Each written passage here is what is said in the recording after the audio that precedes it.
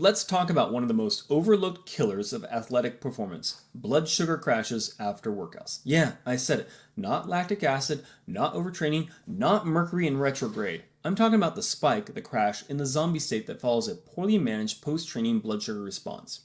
If you've ever finished a brutal session, felt like a beast, then an hour later felt like your soul was being vacuumed out of your nostrils, congrats. You probably just crashed your blood sugar like a toddler on a Halloween candy binge.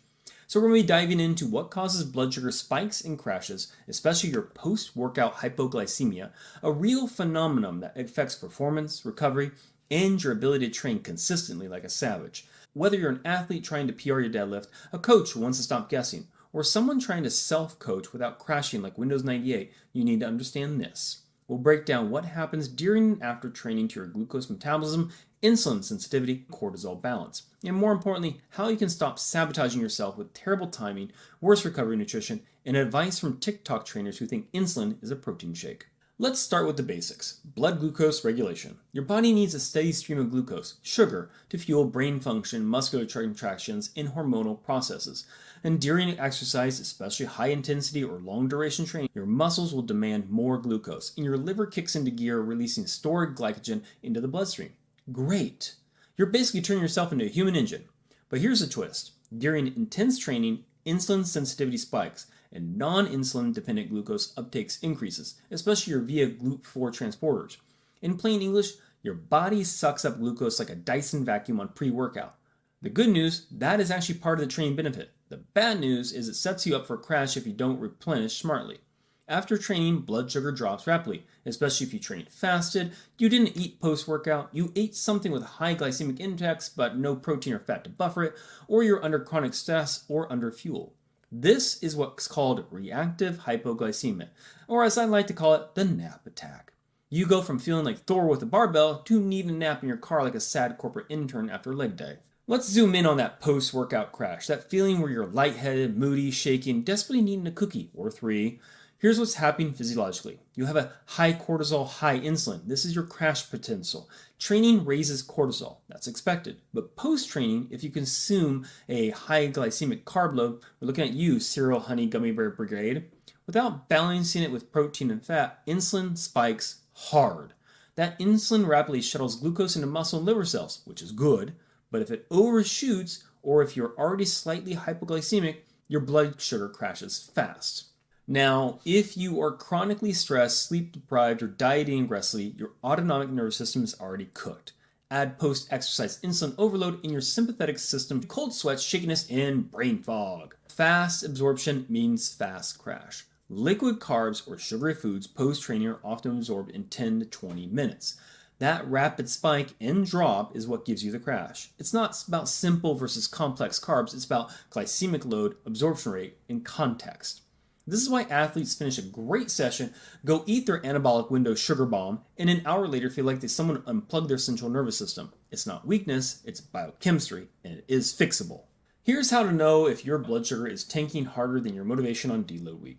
1. You feel shaky, dizzy, nauseous an hour or two after training. You might have a little bit of brain fog, can't focus, or feel anxious for no reason.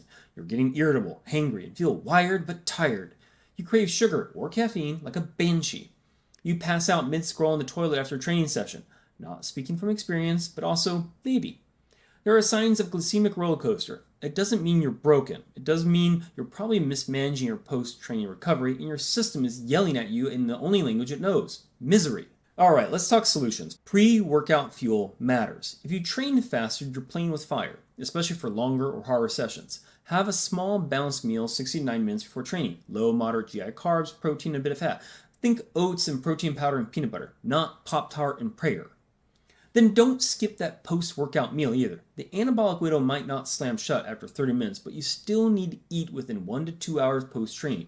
Prioritize carbs and protein. Add a little fat if you're going for satiety and glycemic control. Thinking sweet potato and chicken and avocado, not just whey shake and Haribo's. Make sure to avoid sugar bombs post-workouts. Liquid carbs like Gatorade, fruit juice, or rice cereal can be helpful during multi-hour sessions or two-a-days.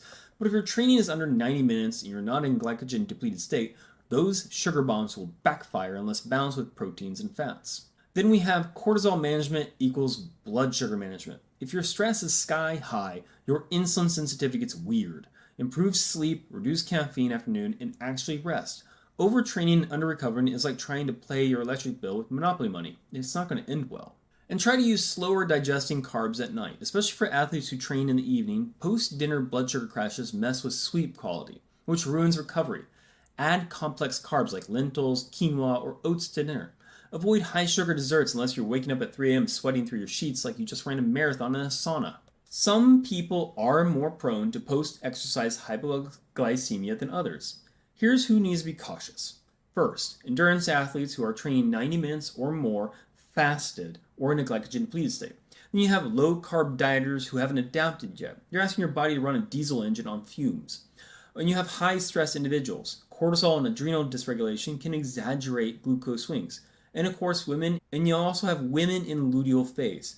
Progesterone and estrogen changes affect insulin sensitivity. If you crash more post-ovulation, it's not in your head, this is in your hormones. Blood sugar crashes aren't just about feeling crappy. They kill your performance, recovery, and consistency. And they're totally preventable with better fueling strategies, nutrient timing, and recovery hygiene. Coaching yourself or others means learning to manage not just sets and reps, but the biochemical terrain that determines whether you're building up or breaking down. So next time you finish a workout and find yourself spiraling into a pit of sugar cravings, irritability, or brain fog, don't just tough it out, fix the system. Fuel like an athlete, recover like it matters, and remember, if your post-workout strategy is just a waist shake and vibes, you're not underperforming because you're weak, you're underperforming because your blood sugar is tanking harder than crypto in 2022. I'm looking at you, Dogecoin.